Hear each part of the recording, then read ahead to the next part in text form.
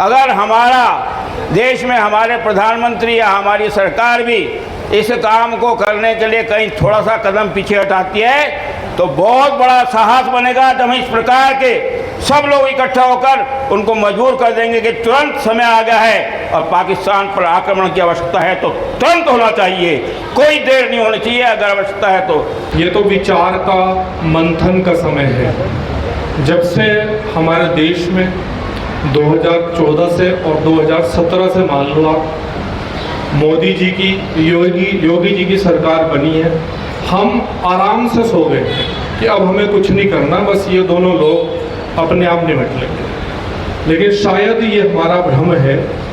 राजा को अगर हम शक्ति नहीं देते तो राजा कमज़ोर पड़ जाता है, देश कमज़ोर पड़ जाता है। और आज आतंकवादियों ने दिखा दिया है कि फिर एक बार आपके देश को दहलाने के लिए हम लोग तैयार हैं। निहत्थे पर्यटकों पर जो वार किया गया उसका मैसेज उन्होंने 2 या 3 तरीकों से छोड़ने की कोशिश की है। कश्मीर आबाद हो रहा था, वहाँ की आर्थिक व्यवस्था शानदार हो रही थी, हम लोग वहाँ घूमने जाने लग गए थे, तो उन्होंने एक तो पर्यटकों की वापसी करा दी।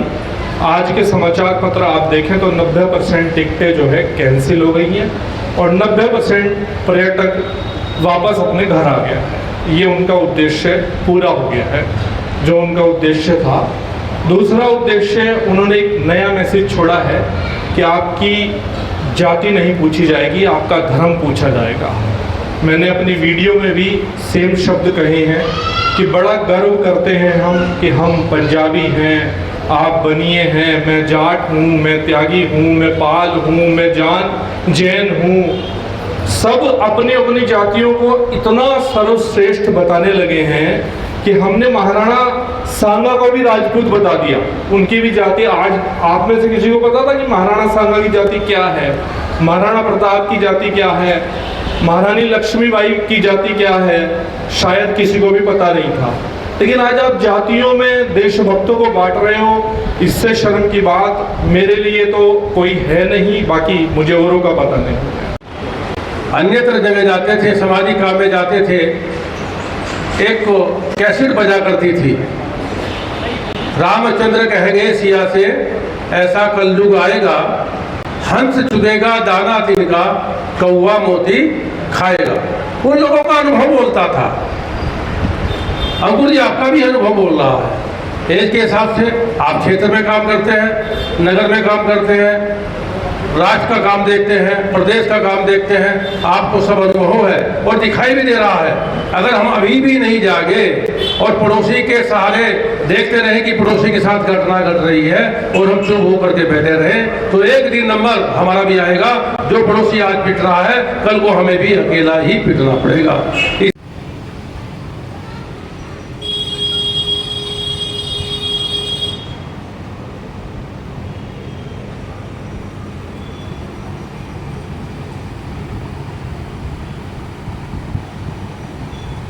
फेसबुक पेज के माध्यम से मुझे जो अपनी बात कहनी थी मैंने सारी वो बात कह दी है।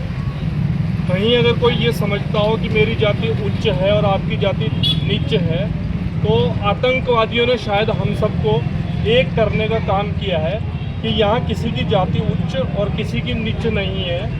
हम हिंदू पहले हैं। बड़े गर्व की बात एक और सामने आई है, कानपुर में जिसका बेटा मरा है उसके पिता ने एक बात बहुत बड़ी कही है कि मुझे बहुत अच्छा लगा कि मेरा जो बेटा है वो आतंकवादियों के सामने भी चुप नहीं रहा और उसने खुलकर कहा कि मैं हिंदू हूँ और शहीद हो गए मेरे बेटा। और मेरा मानना यही है कि ये सब शहीद लोगों की लिस्ट में हैं, लेकिन फिर भी एक बार कई साल बाद जो है हमारी आँख खोलने का काम आतंकवादियों ने किया है।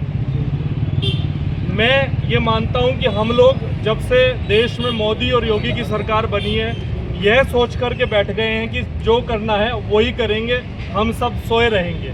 तो ये जागरण जो हुआ है ये भी एक अच्छी बात है। जब देश में मोदी जी योगी जी अपनी सत्ता से हटेंगे तो हमारे लिए बहुत सारी मुश्किलें खड़ी हो सकती हैं। ऐसे में अपने आप को शक्तिशाली रखना बहुत ज़रूरी है और शक्ति में सबसे बड़ी ये मानता हूँ जो ये भीड़ इकट्ठा है, यानी संगठन की शक्ति, जाति का भेदभाव भूलकर बाकी सारी बातें छोटी कर दो। हम सब एक वर्ग के हैं, वो हिंदू वर्ग के हैं, हिंदू जाति के हैं। ये सब जिस दिन मान लेंगे उस दिन हम जो है देश में हमें कोई हिला नहीं पाएगा।